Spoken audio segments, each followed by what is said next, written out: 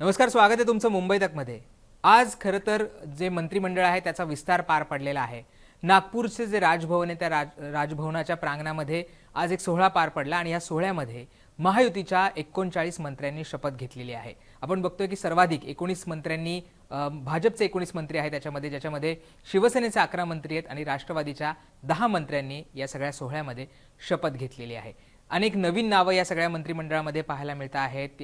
भाजप असेल, शिवसेना असेल किंवा राष्ट्रवादी असेल, यामध्ये सुद्धा नवीन नावांना, नवीन चेहऱ्यांना या सगळ्या मंत्रिमंडळामध्ये संधी दिलेली आहे। असं असलं तरी सुद्धा काही दिग्गज जे मंडळी आहेत त्यांची नावं या सगळ्या लिस्टमधनं कट करण्यात आलेली आहे।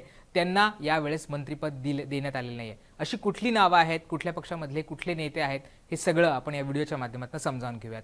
सुरुवात करूयात भाजपपासून। भाजपमधनं मी जसं म्हटलं की 19 जे मंत्री आहेत त्यांनी शपथ घेतलेली आहे, परंतु काही महत्त्वाच्या मंत्र्यांचा, काही दिग्गज नेत्यांचा यामधनं पत्ता कट करण्यात आलेला आहे। त्याच्यामध्ये आपण जर नाव बघितलं तर सुरेश खाडे यांचा यावेळेस पत्ता कट करण्यात आलेला आहे। सुरेश खाडे यांना यावेळेस कुठलेही मंत्रिपद देण्यात आलेले नाही आहे। या सगळ्याचं कारण जरी समजू शकलं नसलं तरी सुद्धा सुरेश खाडे आता नवीन मंत्रिमंडळामध्ये असणार नाही आहेत। त्याचबरोबर विजयकुमार गावित यांना सुद्धा यावेळेसच्या मंत्रिमंडळामध्ये संधी देण्यात आलेली आहे। विजयकुमार गावित आदिवासी समाजामधलं एक मोठं नाव होतं, परंतु या सगळ्या मंत्रिमंडळामधनं त्यांना आता त्यांचा जो पत्ता आहे तो कट करण्यात आला आहे। त्यांचं नाव या सगळ्यामधनं कट करण्यात आलेलं आहे। पुढचं नाव आहे ते म्हणजे रवींद्र चव्हाण। रवींद्र चव्हाण हे महत्त्वाचे मंत्री होते, फडणवीसांच्या जवळचे मानले जातात, परंतु या मंत्रिमंडळामध्ये त्यांना स्थान देण्यात आलेलं नाही। आपण रवींद्र चव्हाण आणि आपण बघ एकनाथ शिंदे असतील किंवा श्रीकांत शिंदे असतील यांच्यामधले वाद पाहिलेले आहेत। अनेक गोष्टींवरनं त्यांच्यामध्ये वाद झाल्याचं आपल्याला पाहायला मिळालं होतं, परंतु रवींद्र चव्हाण यांना आता या मंत्रिमंडळात संधी देण्यात आलेली नाहीये।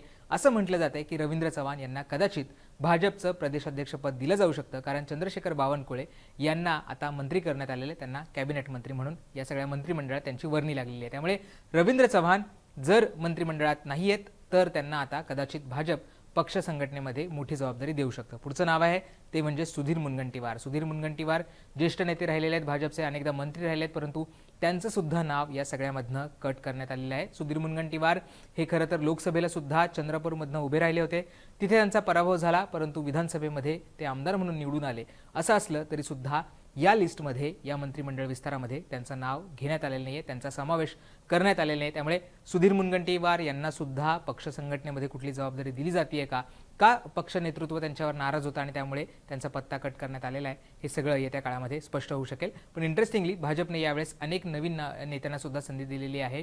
आपण बघतोय की नितेश राणे यांना या सगळ्या मंत्रिमंडळामध्ये संधी मिळालेली आहे। पंकजा मुंडे या पुन्हा एकदा मंत्री सुद्धा झालेल्या आहेत। त्यामुळे भाजपच्या 19 मंत्र्यांनी यात शपथ घेतलेली आहे, परंतु या 4 जी दिग्गज नावं होती जी मागच्या मंत्रिमंडळामध्ये होती त्यांना मात्र या सगळ्या मंत्रिमंडळातनं, या सगळ्या लिस्टमधनं वगळण्यात आलेलं आहे। पुढची लिस्ट बघूयात आपण राष्ट्रवादीची। राष्ट्रवादीनी तर अनेकांना खरं तर या लिस्टमधनं वगळलेलं आहे।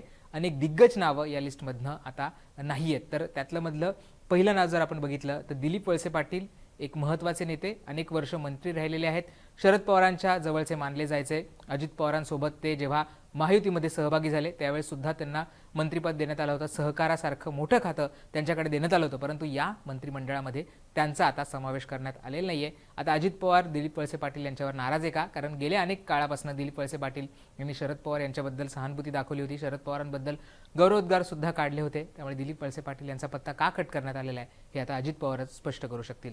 दुसरं नाव, महत्त्वाचं नाव ते म्हणजे छगन भुजबळ। खरं तर राष्ट्रवादी जेव्हा त्यामध्ये 2 भाग पडले त्यामधले ज्येष्ठ नेते आणि एक महत्त्वाचे नेते म्हणून छगन भुजबळ यांचं नाव घेतलं जात होतं, परंतु आपण मधल्या काळामध्ये बघितलं की मनोज जरांगे पाटील असतील आणि छगन भुजबळ असतील यांच्यामध्ये अनेकदा वाक युद्ध रंगलेलं आपल्याला पाहायला मिळालं। छगन भुजबळ यांनी ओबीसींची बाजू जोरकसपणे मांडली, मनोज जरांगे पाटील यांना वेळोवेळी त्यांनी विरोध सुद्धा केलेला आपल्याला पाहायला मिळालं होतं, परंतु या सगळ्या मंत्रिमंडळातनं छगन भुजबळ आता नाही आहेत, त्यांना यामध्ये संधी देण्यात आलेली नाही आहे। अर्थात एक ज्येष्ठ नेते असताना, एक अनेक वर्ष त्यांनी मंत्रिपद भूषवलेलं असताना, गृहमंत्रीसारखं पद भूषवलेलं असताना सुद्धा छगन भुजबळ यांचा मात्र याच्यामध्ये समावेश करण्यात आलेला आहे। त्यामुळे एक मोठं नाव आता राष्ट्रवादीच्या लिस्टमधनं वगळण्यात आलेलं आहे। तिसरं नाव म्हणजे अनिल पाटील। हे सुद्धा एक महत्त्वाचे नेते होते, उत्तर महाराष्ट्रातले एक महत्त्वाचे नेते होते, परंतु अनिल पाटील यांना सुद्धा यावेळेस संधी नाकारण्यात आलेली आहे, त्यांना सुद्धा या लिस्टमध्ये समावेश करण्यात आलेला नाहीये। पुढचं नाव म्हणजे संजय बनसोड, हे क्रीडा मंत्री होते. एक शेड्यूल कास्टमधलं एक नाव म्हणून त्यांच्याकडे पाहिलं जायचं. एक समतोल राखण्याचा प्रयत्न अजित पवारांनी केला होता, परंतु या मंत्रिमंडळामध्ये सुद्धा संजय बनसोड यांना आता समाविष्ट करण्यात आलेलं नाहीये.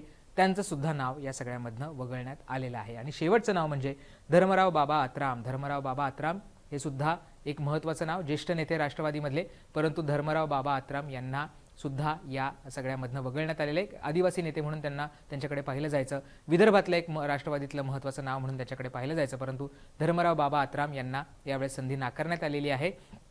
आणि आपण बघतोय की इतर जे नेते आहेत, इतर जे महत्त्वाचे आमदार आहेत, त्यांना मात्र अजित पवारांनी संधी दिलेली आहे. नरहरी झिरवाळ हे विधानसभेचे उपाध्यक्ष होते. यावेळेस मात्र झिरवाळांना मंत्रिमंडळामध्ये सहभागी करून घेण्यात आलेले आहे. त्यांना कॅबिनेट मंत्रिपद देण्यात आलेलं आहे. त्यामुळे एक आदिवासी नेते जरी सुद्धा राष्ट्रवादीच्या लिस्टमधनं गेले असले तरी सुद्धा झिरवाळांना तिथे मंत्रिपद देऊन आपण बघतो की अजित पवारांनी एक समतोल राखण्याचा प्रयत्न सुद्धा या लिस्टमध्ये केलेला आहे. परंतु धर्मराव बाबा आत्राम हे या लिस्टमध्ये नाही आहेत. त्यांच्याऐवजी आता झिरवाळ हे कॅबिनेट मंत्री असणार आहेत.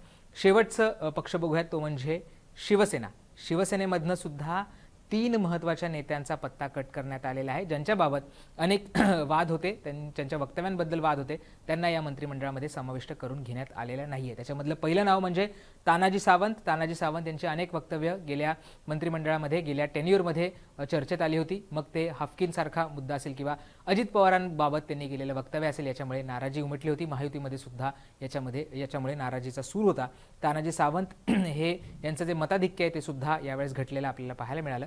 आणि तानाजी सावंत यांना आता एकनाथ शिंदे यांनी या मंत्रिमंडळामध्ये त्यांचा समावेश केलेला नाहीये. त्यांचं नाव याच्यामध्ये इन्क्लूड केलेलं नाहीये. दुसरं नाव म्हणजे अब्दुल सत्तार. जसं मी तानाजी सावंतांची अनेक वक्तव्य चर्चेत होती, तशीच अब्दुल सत्तार यांची सुद्धा अनेक वक्तव्य चर्चेत होती. सुप्रिया सुळेंबाबत केलेलं वक्तव्य असेल किंवा इतर त्यांनी केलेली वक्तव्य असेल, त्यांचे व्हायरल झालेले व्हिडिओ असेल, याच्यामुळे सुद्धा त्यांच्याबाबत नाराजी होती. देवेंद्र फडणवीस यांनी आधीच सांगितलं होतं की वाचाळवीर मंत्री असतील किंवा त्यांचं रिपोर्ट कार्ड हा चांगला नाहीये, त्यांना मंत्रिमंडळामध्ये सहभागी करून घेतलं जाणार नाही. आणि त्याच जो क्रायटेरिया इथे लावलेला आपल्याला पाहायला मिळतोय. अब्दुल सत्तार यांना या मंत्रिमंडळामध्ये संधी देण्यात आलेली नाहीये. आणि शेवटचं नाव म्हणजे दीपक केसरकर. दीपक केसरकर खरं तर शिवसेनेमधले एक महत्त्वाचे नेते राहिलेले आहेत. अनेक महत्त्वाच्या निर्णयांमध्ये दीपक केसरकर यांचा महत्त्वाचा वाटा राहिलेला आहे. शालेय शिक्षण मंत्री म्हणून त्यांनी मागच्या मंत्रिमंडळामध्ये काम केलं होतं, परंतु या मंत्रिमंडळामधनं त्यांना संधी देण्यात आलेली आहे. अर्थात आता अनेक कारणं आपण बघू शकतो, कारण कोकणामध्ये महायुतीने अनेक मंत्रिपदं दिलेली आहेत. नितेश राणेंना सुद्धा तिथनं मंत्री केलेलं आहे. त्याचबरोबर योगेश कदम यांना सुद्धा आता राज्यमंत्री केलेलं आहे. त्यामुळे कोकणामध्ये अनेक मंत्रिपदं गेल्यामुळे दीपक केसरकरांचं नाव वगळलंय का, अशी सुद्धा चर्चा आहे. दुसरीकडे दीपक केसरकर यांना पक्ष संघटनेमध्ये कुठली मोठी जबाबदारी दिली जाते का, हे सुद्धा पाहणं इंटरेस्टिंग असणार आहे. दीपक केसरकर यांचं छत्रपती शिवाजी महाराजांचा जेव्हा पुतळा कोसळला होता त्यावेळेस त्यांनी जे वक्तव्य केलं होतं त्याच्यामुळे सुद्धा वाद निर्माण झाला होता. त्याच्यामुळे सुद्धा ते चर्चेत आले होते. त्यामुळे तो क्रायटेरिया लावून त्यांचं नाव वगळण्यात आलंय का, अशी सुद्धा आता चर्चा सगळ्या राजकीय वर्तुळामध्ये उमटताना आपल्याला पाहायला मिळते. त्यामुळे एकनाथ शिंदे यांनी सुद्धा ही 3 महत्त्वाची नावं ही वगळलेली आहे, यांना याच्यामध्ये संधी दिलेली नाहीये. तर ही होती सगळी लिस्ट, ज्याच्यामध्ये आपण बघतोय की 3 महत्त्वाचे पक्ष, महायुती याच्यामधल्या अनेक महत्त्वाच्या नेत्यांना खरं तर या मंत्रिमंडळामध्ये त्यांचा समावेश केलेला नाहीये आणि अनेक नवीन चेहऱ्यांना या सगळ्या मंत्रिमंडळामध्ये संधी दिलेली आहे. तुम्हाला या सगळ्या संदर्भातले अपडेट्स मुंबई तकच्या यूट्यूब चॅनलवर पाहायला मिळतील. त्याचबरोबर आज दिवसभरामध्ये काय घडलेलं आहे, कुठल्या मंत्र्यांनी शपथ घेतलेली आहे, हे सुद्धा तुम्हाला मुंबई तकच्या यूट्यूब चॅनलवर पाहायला मिळेल. त्यामुळे मुंबई तकला तुम्ही सबस्क्राईब केलं नसेल तर ते करायला विसरू नका आणि बेल आयकॉनवर क्लिक केलं तर तुम्हाला या संदर्भातले सगळे अपडेट्स सुद्धा मिळतील. पाहत राहा मुंबई तक.